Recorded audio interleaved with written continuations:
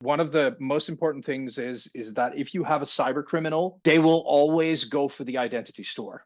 It doesn't really matter where that exists, whether it's an on-prem Active Directory or in this case, Entra ID. And if we stop using user identity, if we move away from that, we might as well just stop securing altogether, which I'm pretty sure nobody on this call really wants. Just to get back to this, there's two risks that we look at from an overarching perspective. It's malicious loss and accidental loss. Malicious loss is that there's someone there who actively tries to harm your environment and tries to harm the identities within Entra ID or your Active Directory. This is one of my favorite things from Lockheed Martin is their cyber kill chain. It's a very good system to think about compromise. So let's think about Entra ID in the context of compromise. So reconnaissance, what does it mean? It simply means that they're trying to figure out how to get into your system. That is not something you can save your Entra ID from.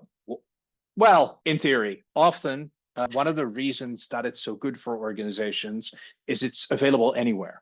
If I go to login.microsoftonline.com or any of those variants, I can start testing credentials. I can start working with Entra ID. Delivery, that very much becomes a little bit more interesting. Delivery is often done via email.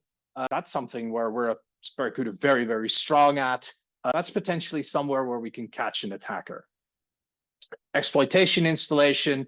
Hey, they now have a server, they have an endpoint where they can get access to my environment. And then there is the command and control and lateral movement. So C2, command and control, lateral movement. How do I get to more interesting places within the organization? That lateral movement is very much something where Entra ID plays a role. There was a retailer in EMEA, not the Americas, that had a problem. They were compromised through various angles.